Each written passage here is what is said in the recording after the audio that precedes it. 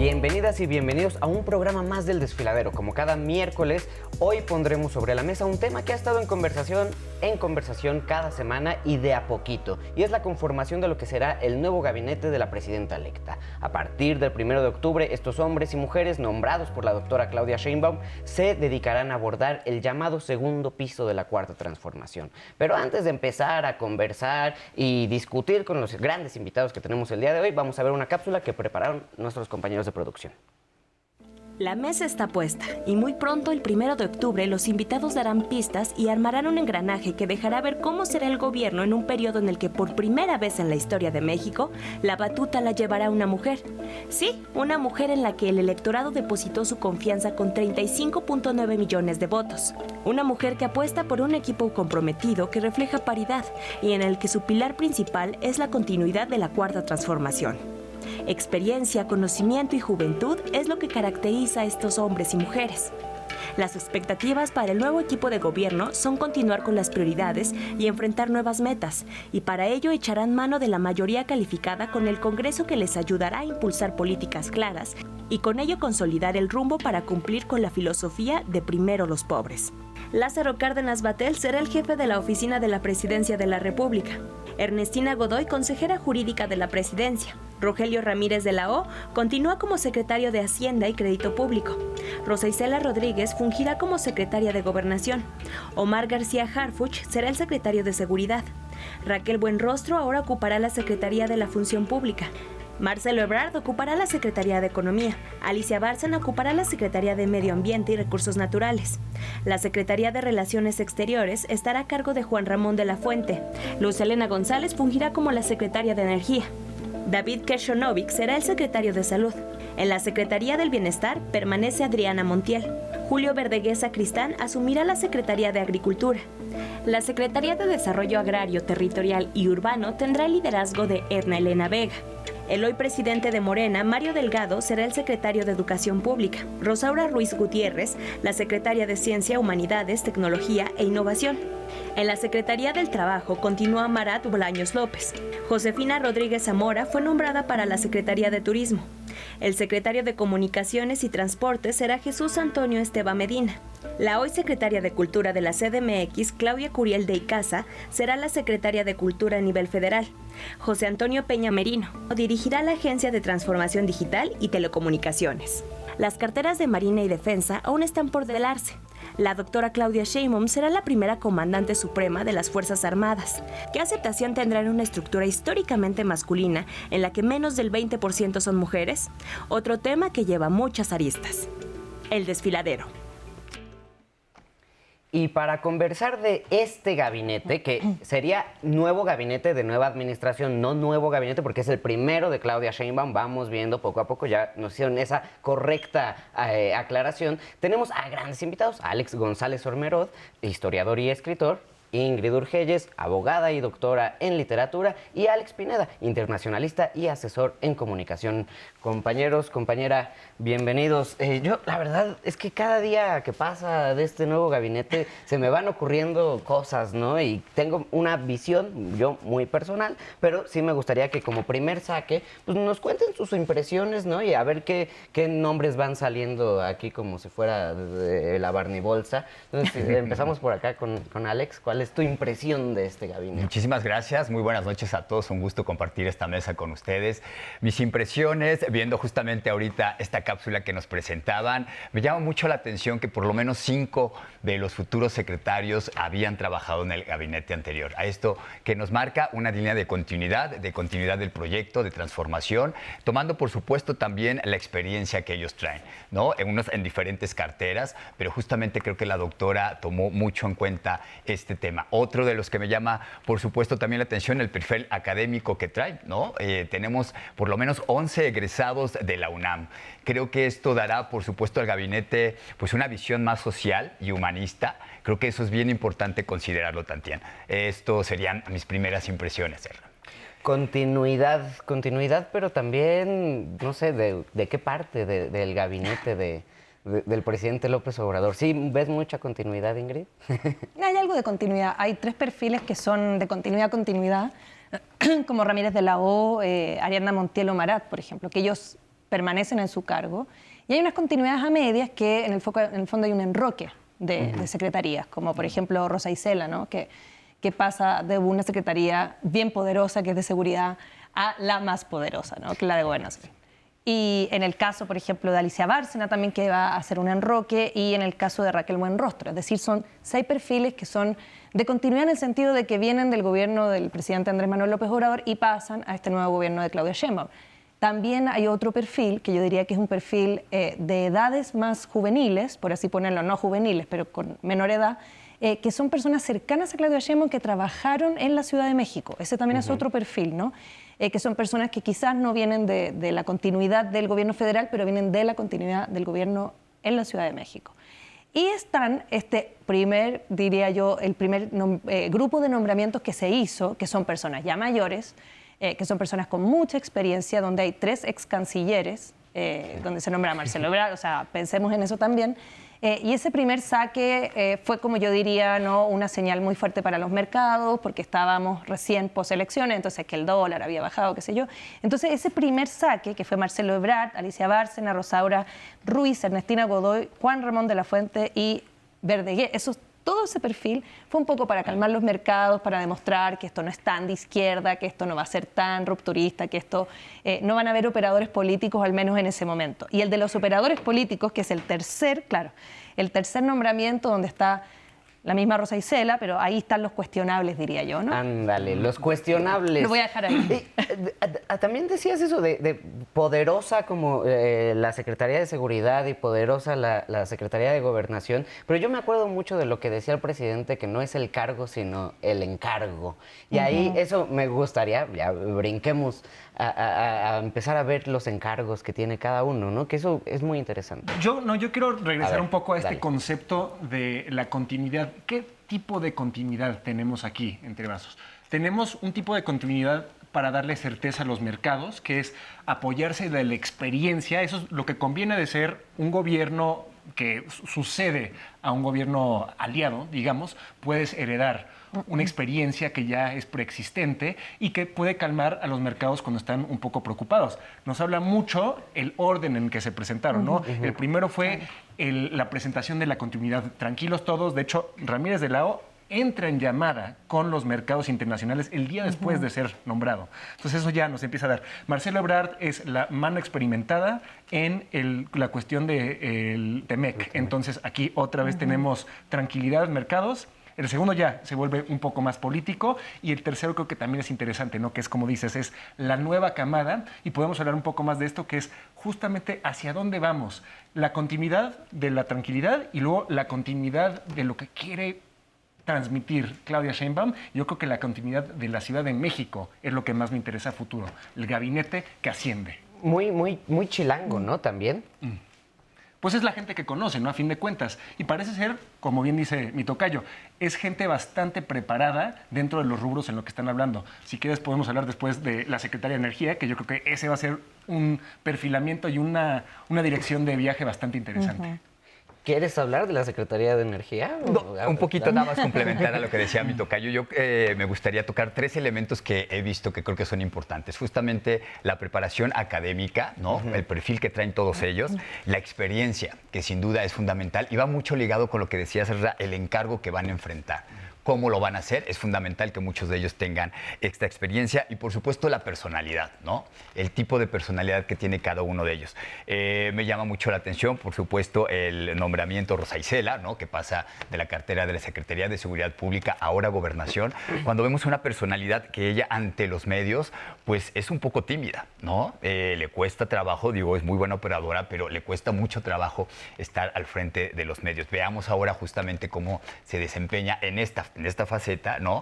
En cuanto al encuentro con los medios, que va a ser fundamental. Y habría que ver qué papel va a jugar la Secretaría de Gobernación, Claro. ¿no? Porque sí, digamos, era una cosa fuerte, importante históricamente, pero López Obrador lo bajó mucho, ¿no? Al menos en el inicio. Digamos que volvió a tomar un poco de fuerza con, ¿cómo se llamaba?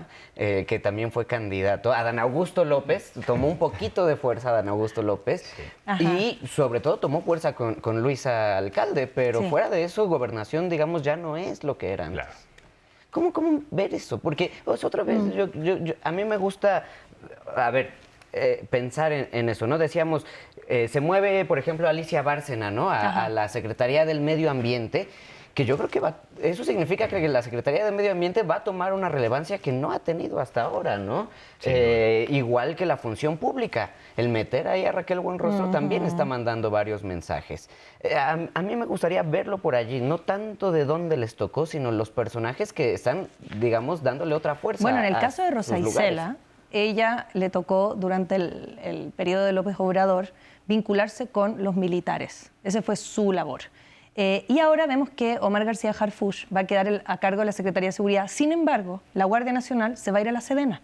Es decir, Omar García Harfuch va a quedar a cargo de una secretaría donde básicamente va a tener que reestructurar la función policial. Todo el mundo de lo militar, Guardia Nacional, etcétera, yo creo que ahí se van a establecer vínculos con Gobernación. Porque Rosa Isela es el perfil político que trae el vínculo con el mundo de los militares. Más allá que Omar García Harfuch. Y además hay una cosa jerárquica, es decir, Omar García Harfuch siempre ha estado bajo Rosa Isela y Claudia Sheinbaum, ¿no? Que son como las mandamases en términos de seguridad, y él es como una especie de discípulo de ellas. Entonces, se entiende que él quede en seguridad porque efectivamente la Guardia Nacional se va a ir. Incluso tiene sentido, ¿no? Respecto a los reclamos que ha habido ante la idea de militarización en México, que llegue García Harfuch a revisar las policías, ¿no? Para tal vez quitarle espacio al ejército mientras se mejora a las policías estatales, a las municipales, ¿no? Tiene sentido, ¿no? También, bueno, o sea, hay que hablar también de cuáles son las calificaciones en diferentes rubros. El encargo se cumple tanto de manera técnica como de manera política. Son cargos políticos a fin de cuentas. Y me intriga mucho ver cómo se va a desarrollar este tipo de perfil más técnico frente a los embates de la política que tal vez sean internos en un mundo donde Morena tiene su casi mayoría calificada, pero que es un partido bastante diverso internamente. Por eso no sorprende el perfil de Mario Delgado, el gran operador político controvertidísimo dentro de las nominaciones de Claudia Sheinbaum, dentro de un mar de gente que más que nada es técnica, que puede cumplir a nivel, digamos, sabe qué hacer, pero que los dejen hacer lo que quieren hacer, eso va a ser lo interesante. Aquí podríamos hablar tal vez de los que cumplen con las dos funciones. Ebrard es un técnico político, Harfuch diría que también lo es, de cierto modo, y también la Secretaría de Bienestar creo que también es un perfil interesante, que también se relaciona bastante con los militares. A fin de cuentas, yo creo que en el gabinete de López Obrador y en este gabinete prácticamente todos tienen que estar en comunicación con la Sedena porque es predominante. Entonces, esos son los dos que faltan ahorita. Sedena, los dos generales seguramente que nombrarán serán interesantes porque serán perfiles sin duda no muy conocidos, pero son mucho más claves de los que les damos crédito y aún no salen. Pasaba algo muy curioso en el gabinete, en el primer gabinete de López Obrador, que fueron justamente los más técnicos, los primeros que se fueron. Así es. ¿Cómo se llevan los tecnócratas con la política? ¿Cómo revisar eso? ¿Cómo leerlo?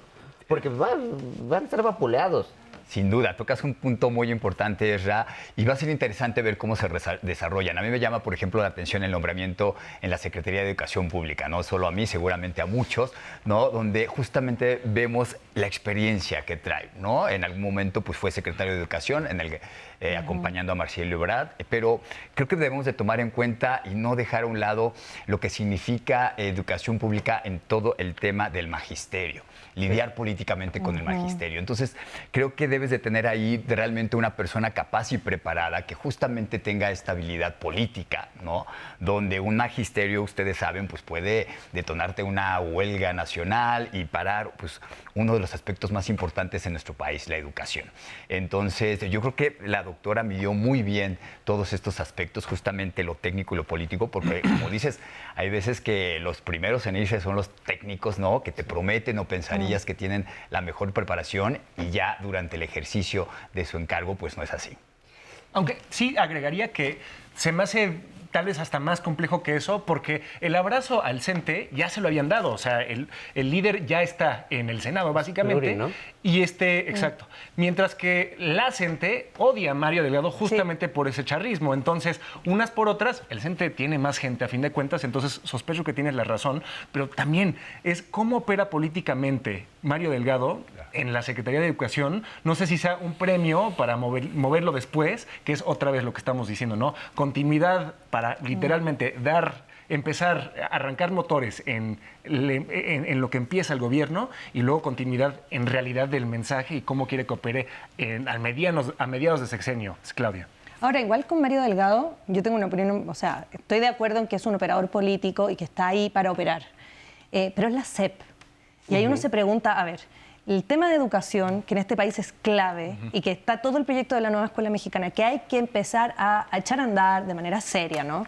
Con los libros de texto y todo. ¿Vas a poner realmente a Mario Delgado, que es un operador político tal cual, a cargo de una secretaría que si bien necesita la operación, que podría haber sido subsecretario, que al final son los que operan, pero haber puesto en la secretaría a una persona un poco más técnica en ese aspecto, que no necesariamente tecnócrata, pero sí alguien que al menos sepa de temas de educación y que no haya firmado cuando Peña Nieto le hizo firmar, o sea, que también tenga una historia en la educación que no sea esa, digamos. Hizo la reforma de Peña Nieto, Sí. después deshizo la reforma Sí. de Peña Nieto, ¿no? Una misma persona.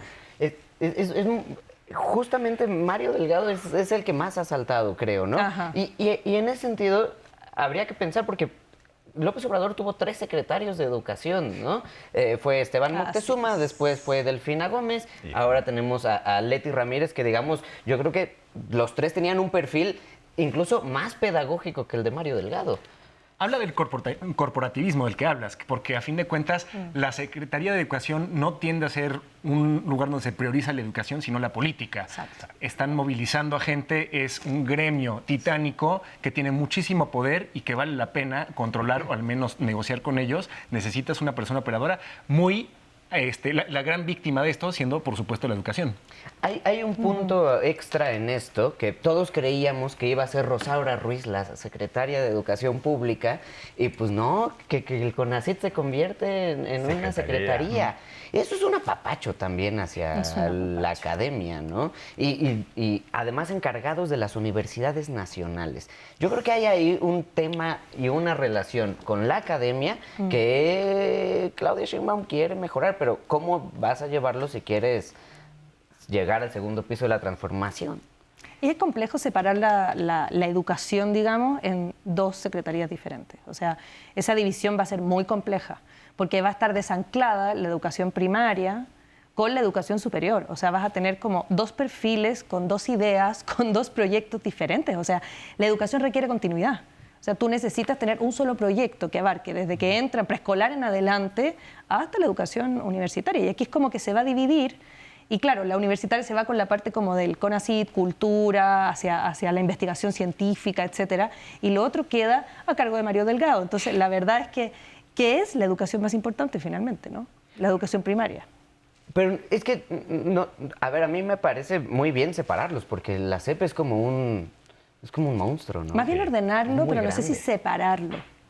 Pero ¿por qué estamos de repente muy interesados en la descentralización en este gobierno? ¿Por qué no? No sé. Sí, digo, la CEP ha sufrido muchas divisiones a lo largo del tiempo. O sea, antes cultura era parte de la CEP. Entonces, ese tipo de divisiones también responde a la complejidad del Estado. Yo no entiendo perfectamente tu punto, pero también, o sea, relaciones exteriores se coordina con economía para hacer negociaciones de tratados internacionales. Entonces, la coordinación es lo que falta. Y lo que hace falta aquí, y aquí yo creo que veo un buen equipo en este gabinete al menos, incluido a Mario Delgado, que pues ni modo, a fin de cuentas esta gente al menos ha trabajado durante muchos años junta, ¿sabe? Se conocen. Exacto, ¿sabe? Más vale el diablo por Sí, conocido bueno. que por conocer. Y me gustaría sumar a lo que dice el tocayo. Va a estar muy interesante ver la organización de todo este equipo, que creo que eso va a ser fundamental, justamente, la correlación que va a tener una secretaría con otra. Lo que comentaba Ingrid también, ¿no? Vamos a tener a la educación pública, pero tenemos a Rosaura, donde justamente va a tener temas muy importantes y la relación entre ellos dos pues va a ser determinante justamente en ver los logros que van a tener. Entonces, así lo vamos a ver diferentes, por ejemplo, también gobernación, ¿no? Rosa Isela, Harfuch, o sea, eso va a ser fundamental y es así en cualquier gabinete. Muchas veces, ¿no? La organización que hay entre ellos nos va a hablar mucho de los resultados reales que realmente van a poder demostrar. No olvidemos ese aspecto que creo que es fundamental también. Hay 2 nombramientos que me llaman mucho la atención, ¿no? Que son Luz Helena González como secretaria de Energía, que pues no, digamos, no es experta en temas de energía, ¿no? Pero ha sido una gran administradora en la Ciudad de México y eso da un mensaje de poner un poco de orden en nuestra cuestión energética. Obviamente tendremos que descubrir quién va a dirigir Pemex y quién va a dirigir la CFE, pero hay como un mensaje de querer limpiar la casa. Administradora de lanas, perdón. Exacto. De lanas. Es que Luz Helena González, la gracia que tiene es que es economista. Y en el tema energético, como hay todo un proyecto de volver a traer los energéticos al Estado, digamos, Soberanía. y desprivatizar lo que se privatizó, es muy lógico que la persona que esté ahí sea experta en economía, porque efectivamente es un tema económico, o sea, independiente de lo técnico, porque ahí también va a estar los nombramientos de la CFE y de electricidad, o sea, obviamente va a haber personal más técnico, pero en términos de lo político que hay detrás de esa secretaría, creo que una persona que sea economista y que tenga la carrera que tiene ella, creo que está mucho más atingente al proyecto que tanto López Obrador como Claudia Sheinbaum. Ahí va a haber continuidad, ¿no? En ese proyecto de desprivatización, creo. Ojalá no demasiada continuidad, porque grandes técnicos, Rocío Nale y Manuel Bartlett, no siento, técnicos de la política, tal vez, y de políticos. Y sistemas que se caen. Pero, más allá de eso, siento que sí sería importante ver aquí a gente técnica, porque Pemex, si algo va a hundir a este país, es Pemex, a fin de cuentas. De lo que más se quejan los empresarios en México no es del agua, no es de la inseguridad, es de la falta de energía. Esta es una parte crucial de toda esta discusión del nearshoring que estamos teniendo, de la soberanía energética. Este es un puesto clave y tiene todo que ver con dinero. Producción, muy bien, todo eso llegará en su momento, cuando llegue la producción ya hecha y derecha dentro de la refinería Olmeca, pero hasta entonces tienen que llenar un hoyo negro de deuda en Pemex. Es la empresa de petróleos más endeudada del mundo. Entonces, ese es el reto para la nueva Secretaría de Energía. Me gustaría preguntar si es por una mala administración o porque, como muchas personas dicen, es un mal negocio el petróleo. Pues no lo es, porque hay empresas enormes, muy similares a Pemex. Petrobras es un buen ejemplo, que le está yendo súper bien ahorita. Colombia, por ejemplo, ahorita que tiene otro sistema, también está ganando. Entonces, tanto privados como públicos en el mundo petrolero están haciendo pues una buena lana en este momento. El gran problema es Pemex estructuralmente, desde cuestiones del sindicato hasta el mal manejo a lo largo del tiempo. Es una empresa relativamente eficiente, cuenta la gente. O sea, en términos de producir gasolina de mala calidad, es moderadamente bueno, pero no han invertido ni en tecnología ni en la renovación de sus capacidades, simplemente porque nunca tienen lana, porque siempre están teniendo que pagarle a diferentes tipos de los sectores no petroleros de lo que es Pemex. Me gustaría llamar su atención hacia la actual secretaria de Economía y próxima secretaria de la Función Pública, porque, pues, no sé, se le empezó a llamar de muchas formas, ¿no? Le daban, a los empresarios les espantaba que se les acercara porque ahora sí les iban a cobrar, ¿no? ¿Qué mensaje está mandando Claudia Sheinbaum al llevar a esa dama de hierro a la Función Pública? Pues justamente lo comentas muy bien, esa firmeza yo creo que quiere tener este gobierno, ¿no? Esa firmeza ahora desde una cartera que es fundamental, función pública, ¿no? Buen rostro, con experiencia en Oficialía Mayor de Hacienda, justamente como dices, el temor de los empresarios que se acercara. Y yo creo que esa es una buena señal también de ahora poner a una personalidad así en una secretaría que es fundamental para la transparencia de un gobierno. Yo me iría justamente por ese mensaje, la transparencia que quiere mandar y la firmeza que va a haber con todos los colaboradores. Digamos que no hemos tenido como grandísimos escándalos de corrupción, salvo el tema Segalmex, ¿no? Pero al mismo tiempo, digamos, la administración pública sigue siendo medio lenta, ¿no? Y ahí el tema de la función pública, que desbarate al elefante reumático, a mí sí me parece un tema de mucha importancia. Porque es como, no se va a dejar. A diferencia de muchas otras personas, yo creo que Raquel Buenrostro no tiene aspiraciones de convertirse en gobernadora de un estado, ¿no? O sea, no es un trampolín. Y ahí, en ese sentido, no sé cómo ver a los demás. Hay quienes sí quieren, ¿no? Yo supongo que Mario Delgado querrá hacer otra cosa en su vida, pero... Marcelo Ebrard también quiere ser presidente en algún momento. Tenemos ahí el interés mayor, ¿no? Exactamente. Yo diría que es como el que tiene mayor interés. Pero es verdad, Raquel Buenrostro es muy buen perfil porque, como le decían ustedes, la dama de hierro, ¿no? La función pública sabemos que la corrupción no es como que se acabó. No es como que llegó una varita mágica y se acabó la corrupción a nivel, digamos, del sistema público. Obvio que existe todavía. Y ella es muy buena en esa fiscalización, ¿no? O sea, si fue capaz de conseguir que los pillos mayores de este país, los empresarios más corruptos, pagaran impuestos, que yo encuentro que eso es, pero qué titánica tarea, la verdad, con mayor razón va a ser capaz ella de fiscalizar y ver que la función pública ande, digamos, conforme a la no corrupción. Creo que es un muy buen perfil, la verdad. Es de los que hay que celebrar. Como hay otros que uno dice, estos no me gustan, yo diría que ella es de los que sí son buenos perfiles. Desaparece, o al menos no es sabido, quién va a ser el vocero. Y eso tiene un sentido, y lo quiero traer aquí por el nombramiento de Lázaro Cárdenas Batlle. ¿El vocero no va a estar en Tabasco? El trabajo que ha desempeñado Jesús Ramírez Cuevas muchas veces no ha sido meramente un ejercicio de vocería, ¿no? Ha fungido como un jefe de oficina y ahora no tenemos a ese personaje. ¿Eso tú crees que vaya a quedar en Lázaro Cárdenas o se va a ir a la Secretaría de Gobernación? ¿Quién va a operar eso que se llamó la vocería o ese papel que jugó Jesús Ramírez Cuevas? Creo que Claudia Sheinbaum tiene dos tareas interesantes que se van, yo creo que a juntar en esa posición, centrándola en ella. Por un lado tenemos el legado de la mañanera, donde por más voceros y voceras que haya, a fin de cuentas el vocero del presidente en este sexenio fue el mismo. Claro. Claudia Sheinbaum va a hacerlo de manera un poco diferente, pero tiene que mantener al menos ese tipo, un grado de diálogo constante y ser su propia vocera de cierto modo. Y lo hemos visto en la campaña. Ella sale, habla de su discurso, etc.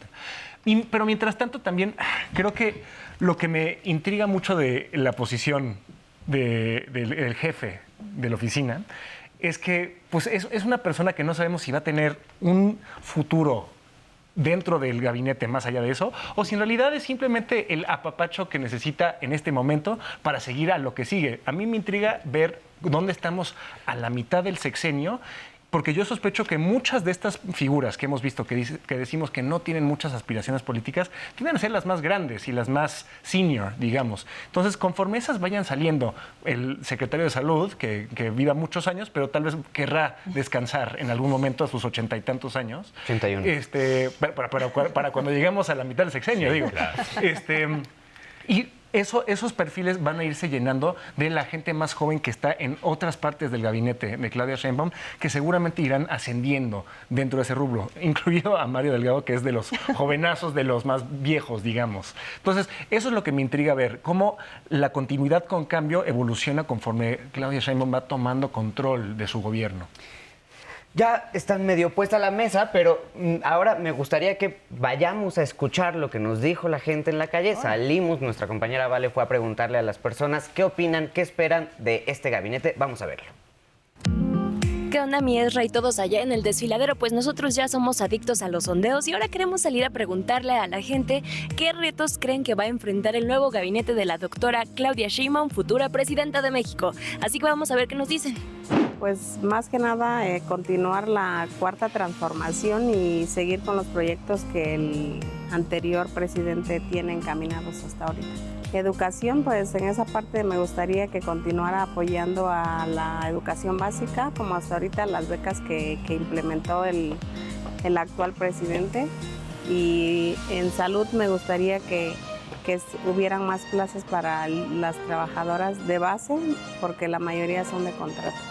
Yo espero que en educación se le dé más oportunidad a los maestros en plazas y pues que haya una mejor educación para todos nuestros niños y adolescentes.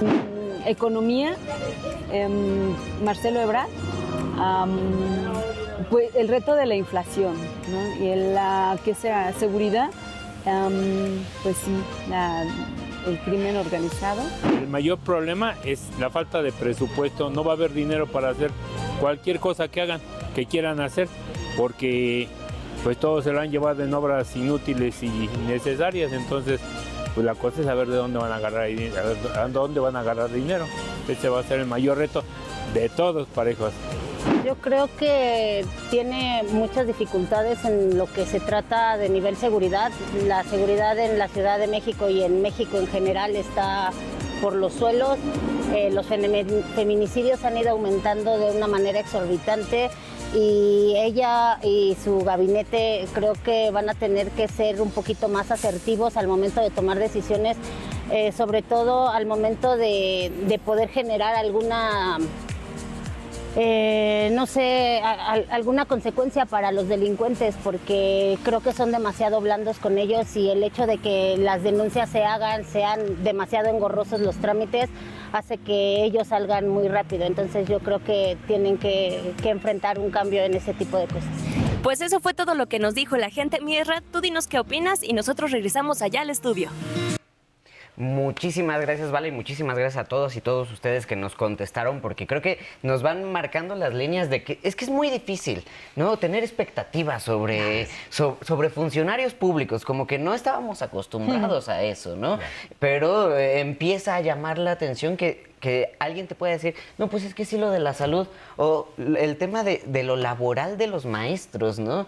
Yo creo que sí la gente, y yo le apoyo al presidente en la idea de que sí estamos muy politizados, ¿no? Para poder medir este tipo de cosas. Hay muchos retos, no sé por dónde quieren empezar, ¿no? Porque la parte del bienestar, yo creo que hay una continuidad, van a crecer los apoyos, ¿no? Pero yo no sé si, como decía un señor, es que no pueden hacer nada porque no hay dinero. ¿Será así? ¿Va a ser así de problemático? Esa es la reforma fiscal, el gran tema, ¿no? Podríamos empezar por una cosa un poco más meta, que es la llegada al poder significa algo en sí mismo. Claudia Sheinbaum ha sido jefa de gobierno, candidata, aún no es presidenta. Y cuando entras y te enteras de lo que en realidad está pasando en el país, toda la documentación a la que no tiene acceso una persona como ella hasta que llegue a la presidencia, yo creo que eso es muy revelador para alguien, porque en realidad todas las promesas se caen por su propio peso bajo la realidad de la presidencia. Y por eso ves muchos cambios en cuanto entras. Abrazos no balazos cambió bastante claramente en cuanto entró al gobierno el presidente López Obrador. Ahora, la transición yo creo que va a ser un poco más suave ahorita porque tenemos a dos personas aliadas que van de la mano, pero aún así, o sea, legal y funcionalmente no puede saberlo todo aún presidenta electa hasta que llegue a la silla y empieza a ver cómo está el país desde esa trinchera. Digamos que los enterados ya, o sea, no sé, Rosa Isela ya se la sabe, ¿no? Y en términos de seguridad es su tema, digamos. Claro. Y en tema de seguridad yo creo que está claro que el nombramiento de Harfuch, por ejemplo, que fue su brazo derecho acá en la Ciudad de México, que hizo una estrategia de seguridad acá en la Ciudad de México que yo nunca he tenido muy claro qué es exactamente lo que hizo, pero que efectivamente en el papel los números bajaron, en el papel, no sé bien cómo se logró eso. Sé que fortaleció a las policías también, sí, o sea, hizo una buena labor ahí con las policías. Yo creo que esa es una estrategia de seguridad que van a intentar ampliar a nivel federal. Desde la labor de la Secretaría de Seguridad, que va a ser diferente que la Sedena, porque la Guardia Nacional ahora va a pasar a la Sedena. Y la Guardia Nacional probablemente va a haber continuidad en términos de la estrategia de seguridad, o sea, acá hay de dos. O haces abrazos, no balazos, es decir, tu estrategia de seguridad atiende a las causas y no vas a enfrentar al crimen organizado.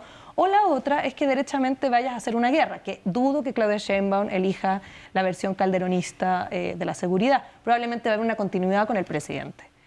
Y a la par va a haber esta idea de fortalecimiento de las policías, que ahí sí es algo nuevo porque el presidente ni las tocó.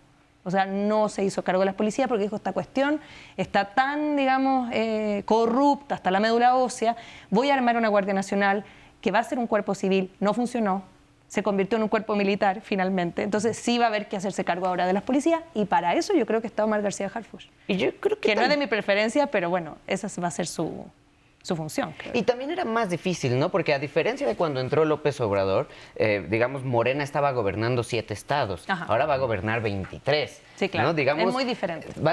Los retos van a ser en otras esquinas. ¿Dónde van a estar los retos de este gabinete? Nos falta hablar de Ernestina Godoy, by the way.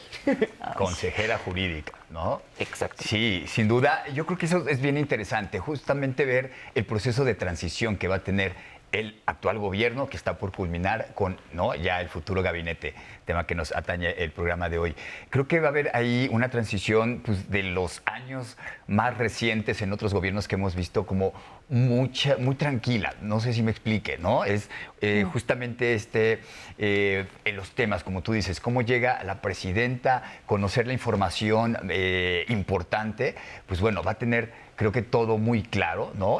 Ahorita ya se están llevando a cabo pues todas esas reuniones de transición, donde yo creo que ella ya tiene muy claro, trabajando en el presupuesto del próximo año, contemplando, por supuesto, todos estos programas sociales. Y yo creo que su equipo, justamente este equipo que está nombrando como gabinete, le va a ayudar mucho. ¿Por qué? Porque el saliente con el entrante, creo que va a haber una muy buena relación y eso es fundamental justamente pues para tener ahí un equilibrio importante que necesitamos. Nos queda muy poco tiempo y no hemos hablado ni de Kersenovich, ni de Julio Verdaguer, ni de Josefina Rodríguez Zamora, ni de Claudia Curiel de Icaza. Nos queda muy poquito tiempo. Les voy a dar 1 minutito y medio a cada uno. Empezamos por Ingrid, Alex, y terminamos por Alex. ¿Les parece? Nada más tengan en cuenta que eso se nos están quedando. Bueno, yo me autodefino como viuda de Gatell. Ok. Me faltó el perfil. Yo creo que también una pregunta que uno puede hacerse en este momento es ¿quién faltó? Me falta Alejandro Encina, me falta Gatell. Martí Batres me llama la atención que tampoco haya ocupado un puesto de secretaría. No sé qué pase con los subsecretarios, porque también hay un tema con las subsecretarías que es importante decirlo, que finalmente son las que operan, ¿no? O sea, son las que llevan adelante la secretaría, los subsecretarios y subsecretarias. Pero esos 3 perfiles faltan en estos nombramientos. Claro que Encina se va a ir con Clara Brugada aquí a la ciudad, eso sabemos. No sé qué va a hacer de Martí Batres y el doctor Gatell ahí quedó. Yo hubiera preferido al doctor Gatell porque entiendo que asumir una pandemia y hacerse cargo de una pandemia es una cuestión sumamente difícil y cuando él fue el secretario lo hizo muy bien. O sea, ahí faltó ese perfil. Diría también yo como crítica a grandes rasgos que encuentro que está muy blanco el gabinete, muy clase mediero letrado. Creo que faltó un poquito de representatividad. Yo no digo que hayan cuotas, pero más barrio, más político de izquierda, ¿no? Siento que hay un leve desentono que va hacia la derecha. O sea, ahí está Marcelo Ebrard y otros, como de centro derecha, medio empresarial, medio pro neoliberalismo, que no me termina de gustar. Y también esta cosa como letrada, ¿no? Como es que son técnicos, es que son universitarios, que son de la UNAM, sí, pero espérate un poco que todos vamos a gobernar un país, o sea, todos en el extranjero, todos de la Ciudad de México, o sea, siento que falta representatividad de las distintas diversidades que incluye México. Y por cierto, las diversidades tampoco están representadas en el gabinete. Alex. Kersenovich se me hace justamente un tipo de nombramiento de conciliación. Creo que Gatell es problemático dentro de un gabinete donde podría causar discordia, específicamente con otros miembros del gabinete. Creo que es parte de esta política, no politiquería, sino la política interpersonal necesaria, porque justo es lo que estamos diciendo. La gran incógnita del momento es cómo van a funcionar en coordinación estas diferentes secretarías entre ellas, que es de lo más esencial. Nadie existe sin Sedena, relaciones internacionales, relaciones exteriores no existe con muchísimos otras partes del Estado. Y lo más importante, nadie existe sin poder trabajar bien con la presidenta, que yo creo que me quedo con eso. La presidenta ha demostrado una cosa interesante que sabe delegar muy bien y vamos a ver cómo lo ejerce, pero esa es la pauta que me da con el tipo de nombramiento que da. Gente política, pero a la vez técnica, justamente sin cuotas de representatividad, porque claramente lo que quiere hacer es llegar a ser, y eso yo creo que justamente sufre la diversidad y la representatividad de una manera interesante y veremos si eso se reproduce también en las políticas públicas, que seguramente sí. Entonces empezaremos a ver problemas, fricciones, pero de eso se trata el gobierno. Sin duda. A mí me gustaría que no perdiéramos de vista todavía también los nombramientos del gabinete ampliado, un poco rescatando justamente lo que dice Ingrid, CFE, IMSS, Pemex, ¿por qué no un Gatell? Exacto, ¿sabes? O sea, muchas veces esos organismos pues tienen el mismo peso que un secretario de Estado, ¿no? Regularmente vemos pues los 19 secretarías, pero va a ser muy interesante también quiénes quedan finalmente en esas carteras, ¿no? Donde tiene sin duda también un poder no solo político, sino muchas veces el presupuesto que tienes en esas dependencias, bueno, es mucho más grande incluso que algunas secretarías. Entonces, a mí me llama la atención porque es muy importante lo que comentas, Ingrid, que yo creo que todavía no están todos descartados y podemos ver cosas muy interesantes también en gabinete ampliado. Última, nada más. ¿Se van satisfechos de estos ya 21 nombrados? ¿Se quedan cómodos? Pues mira, a mí me cae mejor que nunca la presidenta electa Claudia Sheinbaum. Yo he criticado muchísimo su desempeño como jefa de gobierno, como candidata, y parece que todo este tiempo estuvo trabajando para llegar a este momento y se nota que ya lo logró y ahorita sí le está echando ganas. Y eso me da un poco de ilusión. Sé que estamos también en la etapa de la luna de miel, entonces vamos a ver qué pasa. Habrá desencantos, ya los hubo con varios nombramientos, pero en general me siento más satisfecho, digamos, que con nombramientos del actual gobierno. ¿Satisfecha o dos? Intermedio, diría yo. Okay. Hay algunos perfiles que encuentro que están bastante bien. Hay muchos perfiles que, como te digo, me falta la representatividad, me falta la izquierda como representada políticamente, ¿no? Como a uno le gustaría. Entiendo que tiene que dar mensajes, entiendo que tiene que conciliar, entiendo que tiene que unificar, entiendo que además dentro de Morena hay que unificar, entonces también hay que dar cuotas. O sea, hay una cosa totalmente política, por eso te digo que quedo como en neutro. Pues a mí me gusta una de sus frases que ha dicho que va a gobernar para todos. Y creo que muchas veces también el gabinete puede ser un mensaje muy claro de decir, soy incluyente. El mensaje que ha mandado hasta el momento a mí me deja satisfecho y pues da mucho del temple, la seguridad y sobre todo, como decíamos, el equilibrio y estabilidad que quiere mantener en el país. Lo vimos, por supuesto, como ya lo comentamos en esta mesa, con el tema de Hacienda, ¿no? Donde de inmediato manda este mensaje de estabilidad internacional y que hoy en día vemos nuevamente los mercados con un mejor comportamiento. Ay, pues compañeros, muchísimas gracias. Yo como canción de ¿tú cómo quedas con el gabinete? No, yo como canción de Jaime López, ¿no? Es tan poco el amor que pues yo lo aprovecho y me voy muy conforme por ahora. Conforme por ahora. Ya después nos peleamos. Esto fue El Desfiladero. Nos vemos la próxima semana.